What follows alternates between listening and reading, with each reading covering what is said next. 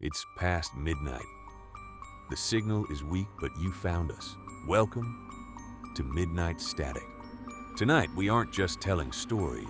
We are reviewing 3 intercepted audio recordings that local authorities tried to wipe from the public airwaves.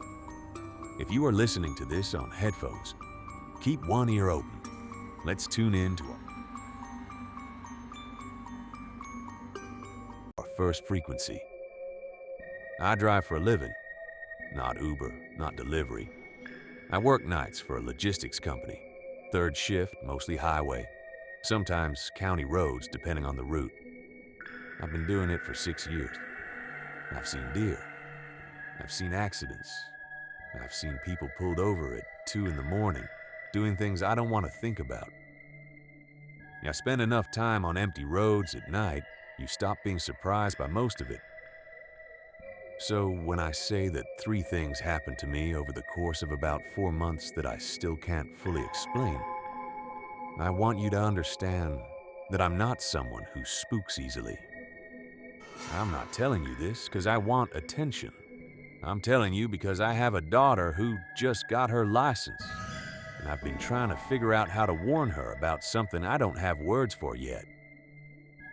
The first one happened in early October. I was running a route I'd done maybe 40 times, county highway out to a distribution hub about 60 miles east of the city. 2 lanes, no streetlights past the first 15 miles, farmland on both sides. I knew that road the way you know a hallway in your own house, didn't have to think about it. It was around 2:30 in the morning when I came over a low rise and saw something in the road ahead. My headlights caught it maybe 200 feet out. I thought it was a deer at first. The shape was wrong for a person. But as I slowed down, I could see it was a man, standing directly in my lane, arms out to the sides, not waving, just out, like he was trying to measure the width of something. I stopped. Left about 100 feet between us. He didn't move. I'll be honest with you, my first thought was medical. Diabetic episode, something like that. People wander. I've seen it. I put my hazards on and I sat there for a moment watching him. He was facing me straight on. I couldn't see his face clearly, just the shape of him in the headlights. Average height, dark clothing. The arms stayed out. I honked once. Short tap. Nothing. I honked again, longer this time. He turned around and walked off the road into the field on the right side. Not running, not stumbling, just a calm, deliberate walk into the dark like he'd decided he was done. I sat there for probably 30 seconds waiting for something else to happen. Nothing did. I drove past the spot slowly, looked out into the field. Couldn't see him. The corn had already been harvested, so it was just flat, dark ground, and he was gone. I called it in when I got to the hub. The dispatcher noted it. Said she'd pass it along to the county sheriff's line. I didn't think much more about it. Weird things happen at night. People have episodes. He'd walked away under his own power, which meant he was probably okay. I filed it in the back of my mind under strange and moved on. 3 weeks later, same road, about 8 miles further east than the first time. Different night, different week, a Thursday. I was coming around a long curve and there was someone in the road again. Same position, same arms out stance, same dead stop when I hit the brakes. I want to tell you I assumed it was a coincidence. 2 people, 2 separate incidents on the same county highway. It's a long road. Stuff happens.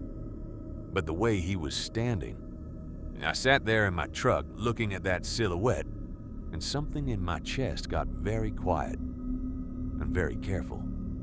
I honked. Longer this time, right away, no short tap first. He walked off, same side, right side. Same calm walk. I didn't pull forward for almost 2 minutes. I just sat with the engine running and the hazards going, and I looked at that empty road.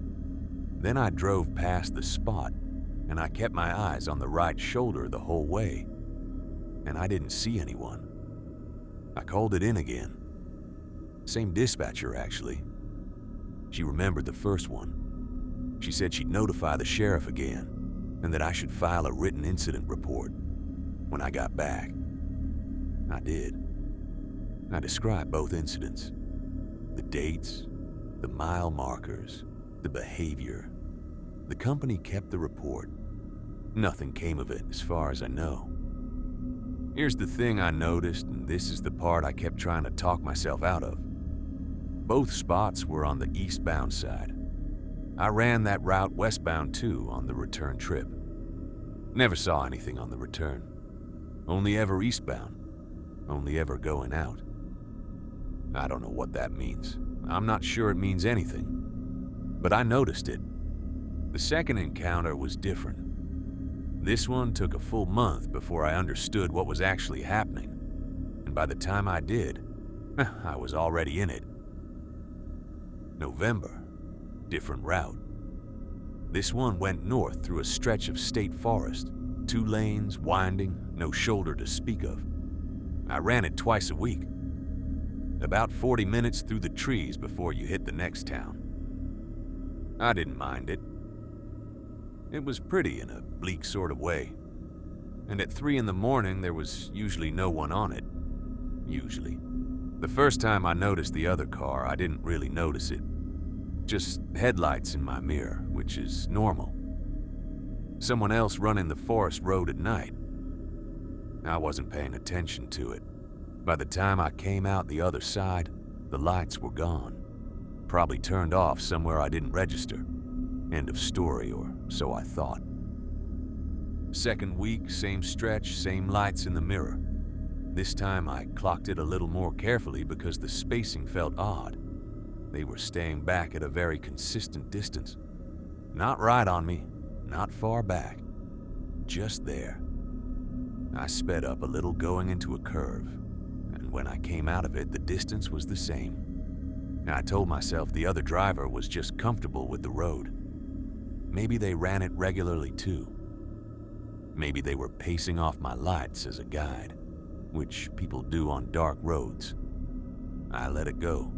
Third week is when I started actually paying attention, and I wish I hadn't. Because once you start, you can't stop. The lights were there again within about 2 miles of where I'd first seen them the week before. Same following distance. I watched my mirror more than the road for a while, which I know is stupid. I tried varying my speed, slowed way down, sped back up. The distance held. It wasn't perfect, it drifted a little, but it always came back to roughly the same gap. 3, maybe 4 car lengths. When I came out of the forest and hit the lit section near town, the lights fell back and then turned off onto a side road. I watched them go. It looked like a normal car. Sedan, I thought, or maybe a small SUV. Nothing distinctive. I didn't call it in. I had nothing concrete to report. The car had driven behind me for 40 minutes on the same road. That's not a crime. That's not even really an incident. I had a strong feeling and some careful spacing, and that was it. Fourth week, I put my dash cam on the rear-facing mount. I had one from a minor fender bender claim the year before. I just hadn't been using it. I positioned it so it covered the back window and ran the cord to the power port, and told myself I was probably going to watch this footage and see a completely normal car making a completely normal drive. And I was going to feel slightly foolish. The lights appeared at the same spot. I drove the road the same way I always did. They followed. When I watched the footage later, I had to pause it and sit with it for a while before I understood what I was seeing. The lights never wavered. In 40 minutes of driving that road, curves, hills, 2 spots where you dip under the canopy and lose all ambient light, the distance barely changed. Normal drivers drift. They brake differently, accelerate differently, lose you on a curve. This car did none of that. And here's the part I keep coming back to. In one section, a straight half-mile stretch, I can see in the footage that I was doing about 62 miles an hour. The following car's lights stayed exactly the same distance back. That requires knowing what speed I'm going. You can't hold that gap that precisely just by sight at night, unless you're watching a number, not a distance.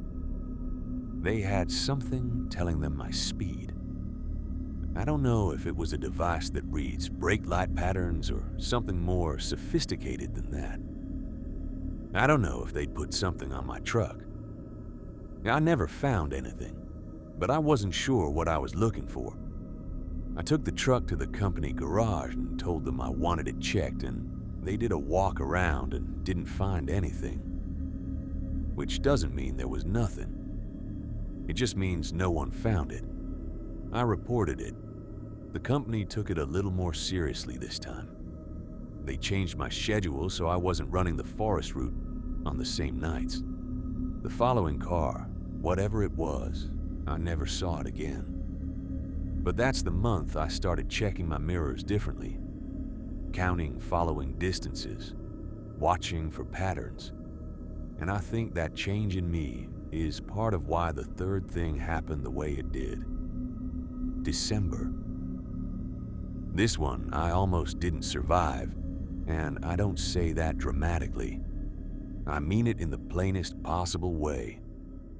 I was running a route I'd only done twice before, a substitute for another driver who called in sick. It went through a grid of industrial areas on the south side of the city. Lots of turns, lots of unmarked intersections, warehouses and fenced lots on all sides.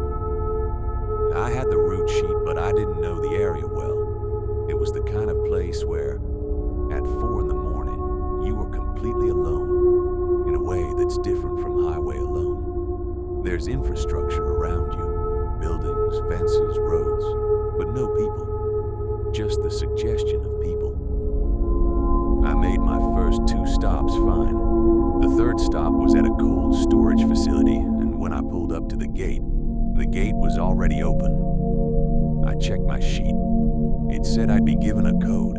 Nobody said anything about the gate already being open. I sat outside the gate for a moment. The facility was dark except for some security lights at the corners of the building.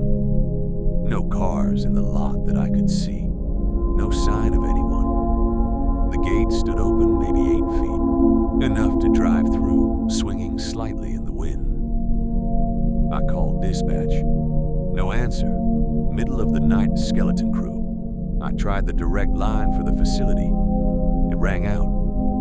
Here's the norm I mentioned. The thing I said I'd come back to. Our company has a rule, has always had a rule, that if you arrive at a location and something is physically wrong with the access point, meaning open when it should be locked, locked when it should be open, gate damaged, that kind of thing, you do not enter. You wait at the perimeter and you call it in, and you wait for confirmation before you proceed.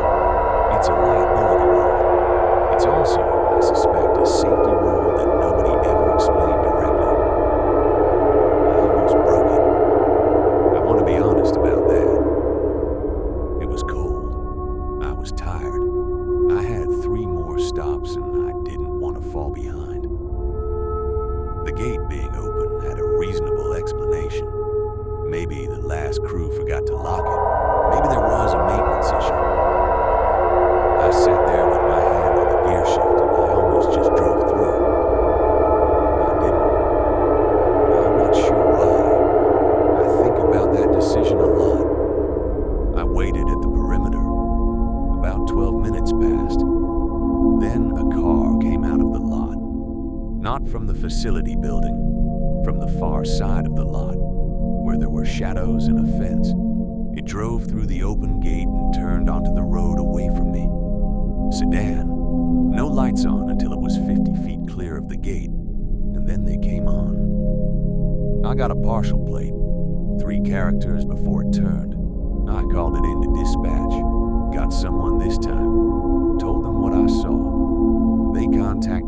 facility. The facility's overnight security had been, I'm going to use the word, incapacitated, because that's what the police report said, and because I don't want to be more specific than that. He was found in the security booth. He was alive. He recovered. I was told later that the police believed someone had been using the facility's cold storage to move something, and that they'd been doing it for a while, and that on this particular night the security guard had seen something he shouldn't have. They never told me what they were moving. I didn't ask. The partial plate didn't lead anywhere they told me about. I don't know if they found the people in the car. I don't know if the case is closed. When I asked my company's safety office about it a few weeks later, they said it was an active investigation and they couldn't share details. And then they changed my Southside routes. So, here's what I think about.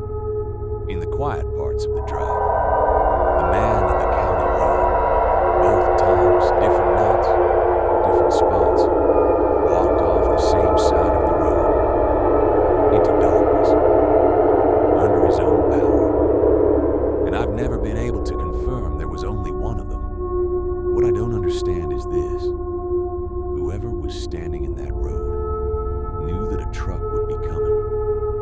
They knew the timing. They knew the route. And I have to ask, if you wanted to know whether a driver was the kind of person who stops for someone in trouble, or the kind who keeps driving, what better way to find out than to stand in the road and see what